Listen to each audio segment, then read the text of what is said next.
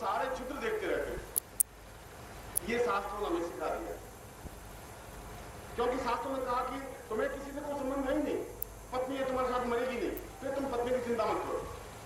पत्नी कह दिया पति है तो तुम्हारा संबंध है, एक शास्त्र भी है। मगर श्लोक में कहा कि बिना संबंध के, बिना आत्मीयता के, आत्मीयता का भाव तब पैदा होता है जब आदमी सकारात्मक सोचता है, जब आदमी में एक नेगेटिव साइड नहीं होती, एक पॉजिटिव साइड होती है। वो सोचता है कि जीवन एक आनंद है, जीवन की एक मस्ती है, एक सलसलाहट है, जीवन का एक तार है।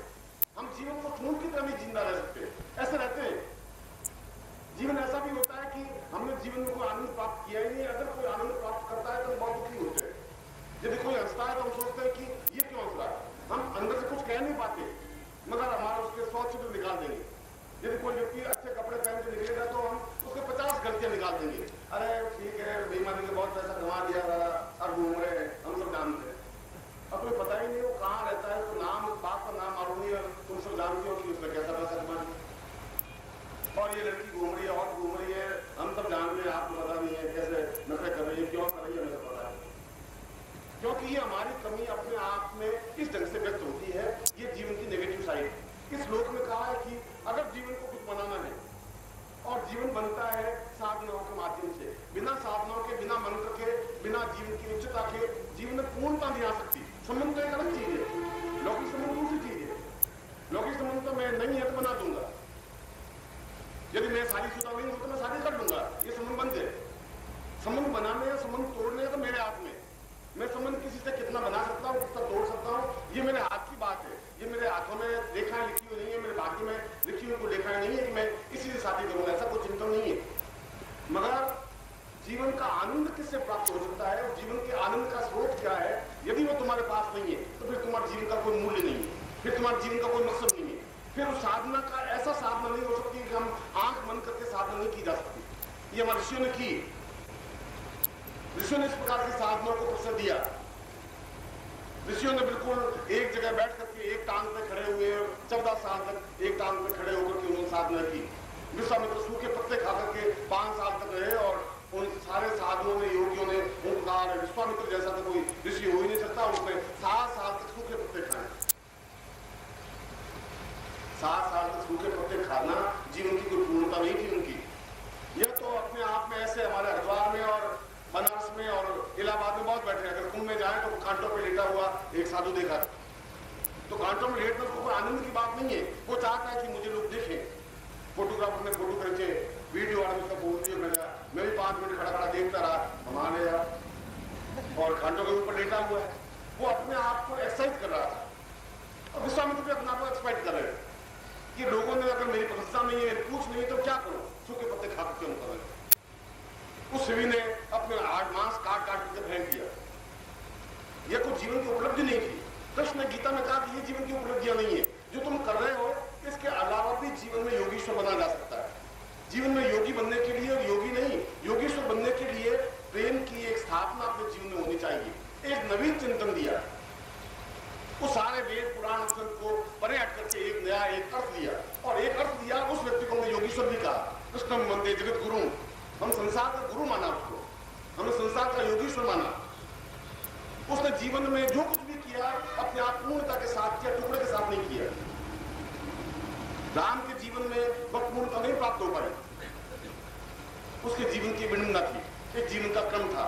क्योंकि साधुओं का, उन सन्यासियों का, उन वेदों का, इन पुराणों का एक 10,000 साल पहले द्वापर और उस त्रेता के बीच में जो 10,000 साल पहले की परंपरा थी, उसमें कुछ अंतर था।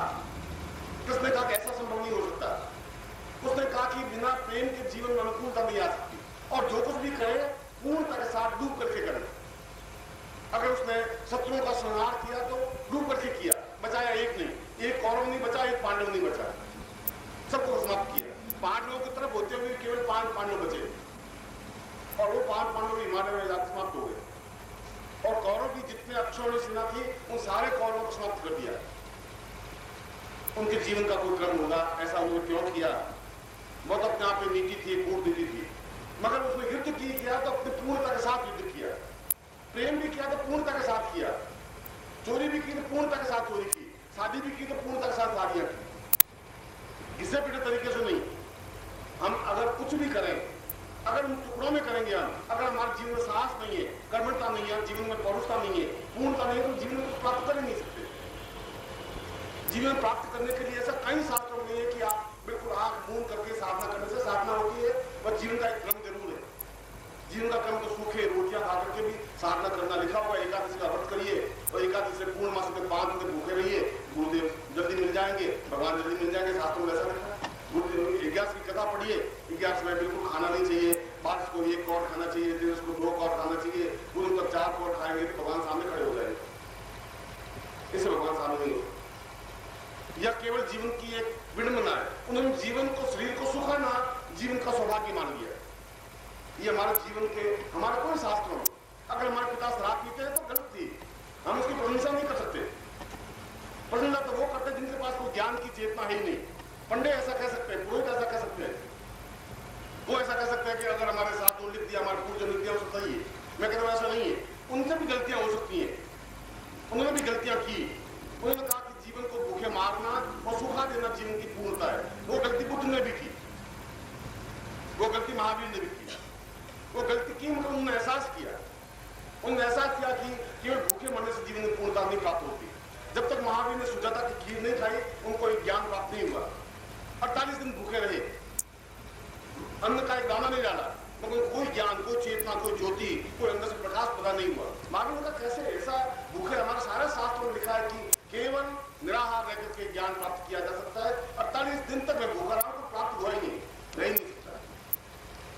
और 49 दिन सुजाता उसके पास आई, उसने कहा कि आप 100 दिन तक भूखे रहने से कुछ नहीं ले सकता, शरीर को सुखाने से नहीं मिल सकता, तुम्हारे अंदर प्रेम की भावना नहीं है, चेतना नहीं है।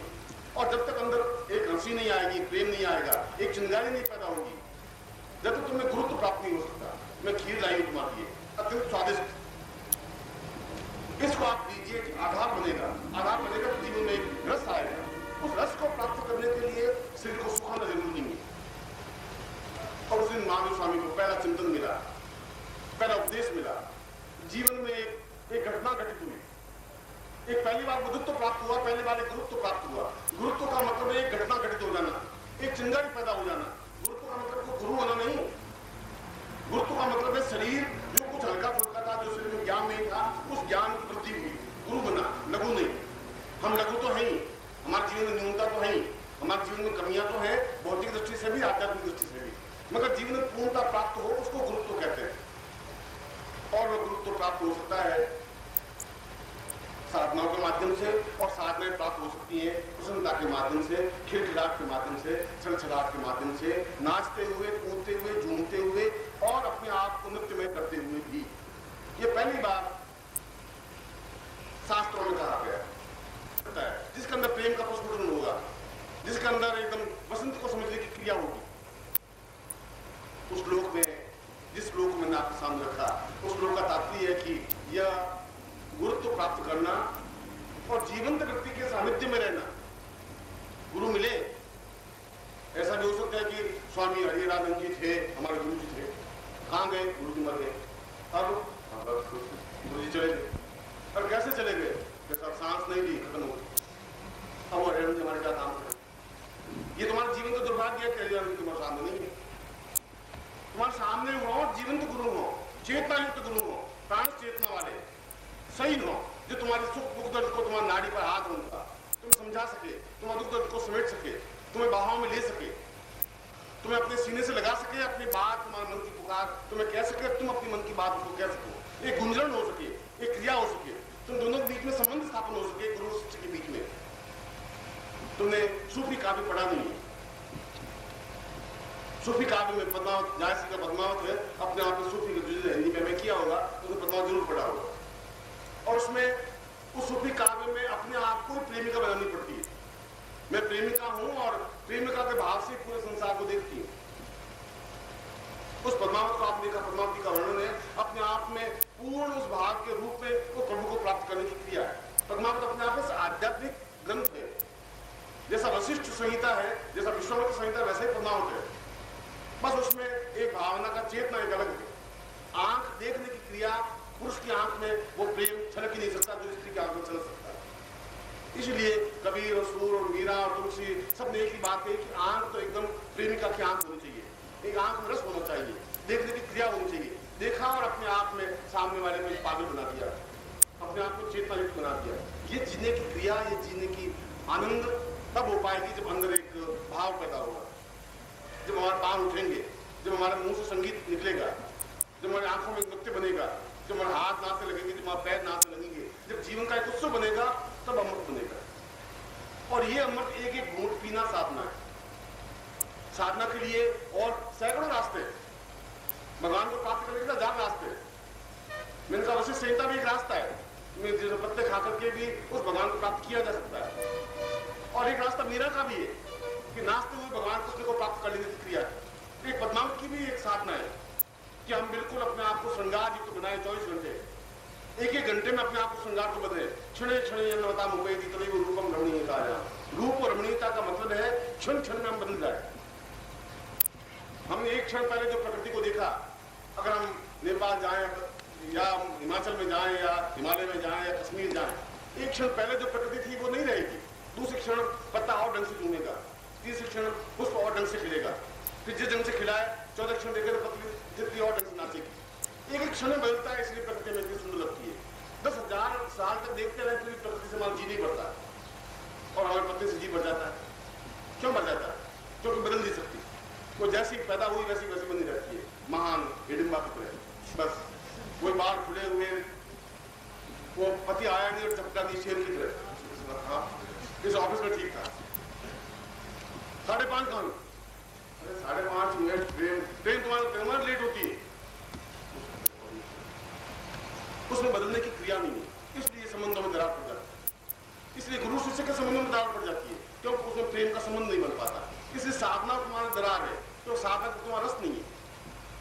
रस बनने की क्रिया तो अंदर से जागृत होगी, एक चेतना के साथ जागृत होगी। इस शिविर में उसी स्पष्ट क्रम को जो मैंने श्लोक दिया है, उसने कहा कि ये साधना तुम्हारे अंदर है। ये मैंने इसमें बार बोर्ड में लिखा है कि मैंने 14 तरह के प्रयोग तुम्हारे साथ करवाना चाहता हूँ, और 14 तरह के प्रयोग एक दिन में हो सकते हैं। उसके लिए 1000 साल नहीं लगते। कि साधक को साधक बनाने के लिए, उसको पूर्णता देने के लिए, यदि गुरु में साक्षी भाव है, यदि गुरु में चेतना है, गुरु अपने आप में पूर्ण बरगद का पेड़ है, तो 1000 लोगों को नीचे बिठा सकता है, छाया दे सकता है, सुगंध दे सकता है, पत्तों के द्वारा संगीत सुना सकता है, फूलों के द्वारा मधुरता प्रदान कर सकता है। यदि उसमें नृत्यमय है, यदि वो खुद सूखा हुआ ठूंठ है, तो नए फूल नहीं खिला सकता, फिर नया तरह से झूम नहीं सकता। सूखा हुआ पेड़ नहीं झूम सकता, वो ठूंठ की तरह खड़ा रहता है। उसमें लोच नहीं आ सकती, उसमें मधुरता नहीं आ सकती। जीवन में मधुरता और जीवन में माधुर्य एक प्रेम शब्द है, भक्ति का एक मधुर शब्द है जिसमें माधुर्यता का भाव हो। साधना का पूर्ण शब्द है, यदि माधुर्य नहीं है जीवन में, तो जीवन में साधना प्राप्त नहीं हो सकती। इसलिए इन सारी साधनाओं के साथ ज्ञान योग प्रक्रिया हो, चाहे कुंडलिनी साधना हो, चाहे सहस्त्रार साधना हो, 2 साल 10 साल 15 साल 25 साल नहीं रहते। और जो गुरु 10 साल लगाता है वो गुरु है ही नहीं, वो गुरु खुद कमजोर है, वो गुरु तुम्हें फिर बेकार रहा, वो तुम्हें पत्तों पे घुमा रहा है। आवश्यकता इस बात की तुम्हारा गुरु का संबंध एक हो, आवाज एक हो दोनों की। मैं सितार बजाऊं, तुम्हारी सितार बजनी चाहिए। संगीतकारों ने प्रयोग किया है, एक बड़ी सितार यहाँ रख दे और एक छोटी सितार इससे 5 फीट दूरी पर रख दे, और यदि मैं बड़ी सितार को बजाऊं तो छोटी सितार के तार अपने आप हिलने लग जाते हैं, अपने आप बजने लग जाती है। इसको बजाते बजाते एकदम बड़ी सितार बंद कर दीजिए, 2 सेकंड तक वो सितार अपने आप बजती रहेगी। नमस्कार। अगर आप सद्गुरुदेव डॉक्टर नारायण दत्त श्रीमाली जी के दीक्षित हैं या फिर आपके पास उनसे जुड़े हुए कोई भी अनुभव है, तो नीचे दिए गए हुए नंबर पर वीरल पटेल जी को मैसेज कीजिए या फिर फ़ोन कॉल कीजिए और अपने अनुभव ज़रूर शेयर कीजिए। डॉक्टर नारायण दत्त श्रीमाली जी के आत्मकथा का संकलन करने में मदद करें। धन्यवाद।